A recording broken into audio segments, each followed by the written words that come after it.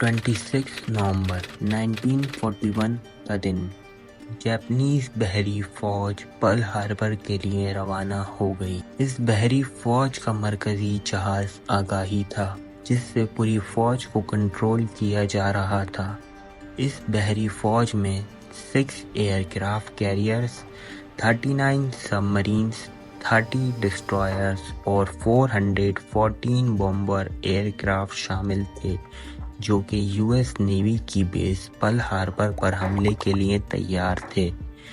Japanese فوج U S navy کی بیس کو کیوں تباہ کر دینا چاہتی تھی؟ تو دوستو، آج کی اس ویڈیو میں ہم دیکھیں گے کہ جاپان نے امریکہ جیسے ملک کی بیس پر حملہ کیوں کیا اور امریکہ نے جاپان کے ساتھ پھر کیا کیا۔ ورلڈ ویژن ٹی وی کی ویڈیو میں آپ سب کو خوش آمدید۔ انڈیا جیسے برٹش امپائر کے انڈر تھا، ایسے ہی سال 1940 تک جاپان کے under Indonesia, Vietnam, north Korea, south Korea اور چائنا کے کچھ ایسٹرن علاقے، ان سارے ملکوں پر جاپانیز امپائر کا قبضہ تھا۔ ان سب ملکوں پر قبضے کی وجہ یہ بتاتے تھے کہ یہ ایک گریٹر ایشیا بنانا چاہتے تھے، لیکن حقیقت یہ تھی کہ یہ سب ریسورسز کی وجہ سے ان ملکوں پر قبضہ کرتے تھے تاکہ یہ اپنی نیچرل ریسورس کی ڈیمانڈ کو پورا کر سکے۔ ہوا کچھ یوں کہ ورلڈ وار کو اسٹارٹ ہوئے 3 سال گزر گئے تھے، جس میں ایک سائڈ جرمنی اور اٹلی تھے اور دوسری سائڈ پر برٹین، نیدرلینڈ اور فرانس تھے۔ امریکہ اپنے ورلڈ وار 1 کے بیکار ایکسپیرینس کے بعد خود کو اس لڑائی سے دور رکھے ہوئے تھا۔ امریکہ بالکل نیوٹرل تھا۔ جی ہاں، امریکہ بالکل نیوٹرل تھا۔ امریکہ نے دیکھا ایک طرف ہٹلر ہے جو یورپ کے ایک کے بعد ایک ملک پر قبضہ کر رہا ہے، اور دوسری طرف ایشیا میں جاپان ہے جو کہ یہی چیز کر رہا ہے۔ سال 1941 امریکہ جاپان کو آئل دینا بند کر دیتا ہے۔ جاپان جو کہ اپنی ڈیمانڈ کا 80% آئل امریکہ سے لیتا تھا، امریکہ نے جاپان کے آگے یہ کنڈیشن رکھ دی کہ تم چائنا پر سے اپنا قبضہ چھوڑو اور جرمنی اور اٹلی کے ساتھ اپنی الائنس کو توڑ دو۔ لیکن یہ ایک مشکل فیصلہ تھا۔ ایک طرف اس کا آئل تھا اور دوسری طرف اس کا گریٹر ایشیا کا خواب۔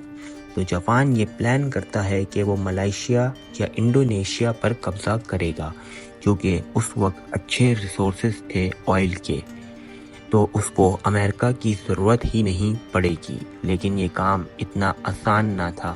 ایک طرف انڈونیشیا جو کہ ڈچ کے کنٹرول میں تھا اور دوسری طرف ملائیشیا جو کہ برٹش امپائر کے کنٹرول میں تھا، یہ دونوں امریکہ کی الائنس تھے، تو ہو سکتا تھا کہ امریکہ جاپان پر حملہ کر دیتا۔ لیکن جب جاپان فلپائنز پر قبضہ کرے گا جو کہ امریکہ کی کالونی تھی، تو امریکہ پکا ان پر حملہ کر دے گا اور ان کا گریٹر ایشیا کا خواب فلپائنز کے بغیر کیسے پورا ہوتا۔ جاپان کو یہ معلوم تھا کہ وہ فلپائنز پر حملہ کرتا ہے تو ان کی جوابی کارروائی پیسیفک ایشین میں موجود امریکن نیول بیس پرل ہاربر سے کی جائے گی۔ کیونکہ جاپان کے پاس آئل ختم ہوتا جا رہا ہے اور ان کے پاس حملہ کرنے کے علاوہ کوئی اور آپشن نہیں ہوتا، جاپان ملٹری یہ پلان کرتی ہے کہ پہلے وہ پرل ہاربر پر سرپرائز اٹیک کرے گی اور پورا بیس ختم کر دے گی۔ امریکہ جو کہ جاپان سے زیادہ پاورفل ہے، اگر یہ لڑائی لمبی چلتی ہے تو جاپان ہار جائے گا۔ اگر جاپان چپ چاپ ان کے سارے فائٹر پلین پر حملہ کرے گا اور ان کی ساری شپس اور پلینز کو تباہ کر دے گا، تو پھر امریکہ ان پر کیسے حملہ کرے گا؟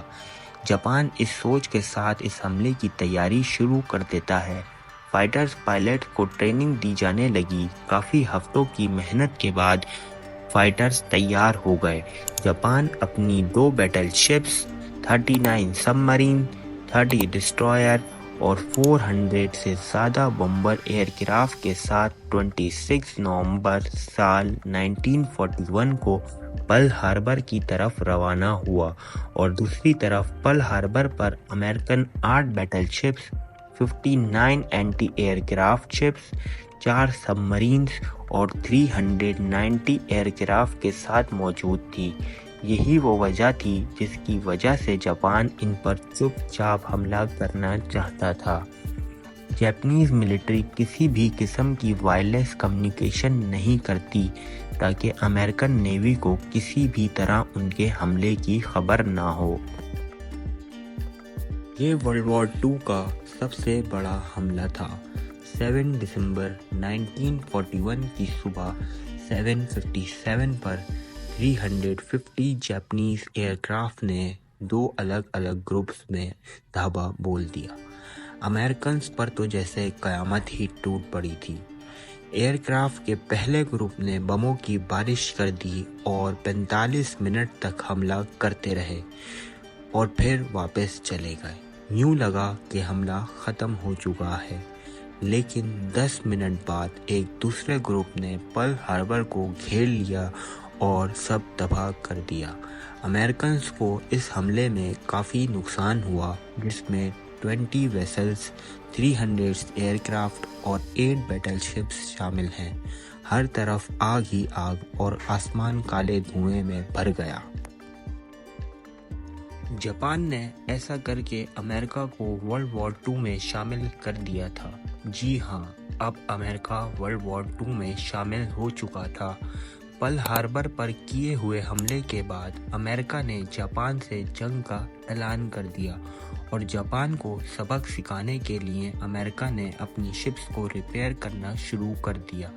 4 مہینوں کے بعد امریکہ نے اپنا پہلا حملہ جاپان پر ویسے ہی کیا جیسے جاپان نے کیا تھا۔ اپریل 1942 کو امریکہ نے چپ چاپ جاپان کے کیپٹل ٹوکیو پر بموں کی بارش کر دی۔ یہ امریکہ کا ورلڈ وار 2 کا پہلا حملہ تھا، لیکن آخری نہیں۔ 4 سال تک یہ جنگ اسی طرح چلتی رہی۔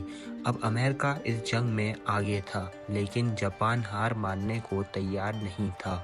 پھر وہ دن آ گیا جب امریکہ نے اپنا سب سے بڑا حملہ کیا۔ 6 اگست 1945 جاپان میں گرمیوں کا موسم تھا۔ منڈے مارننگ کی صبح کے 8 بجے تھے۔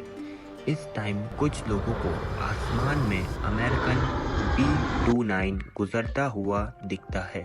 اس جہاز میں 4400 kg کا ایک نیوکلیئر بم ہوتا ہے، جس کا نام لٹل بوائے تھا۔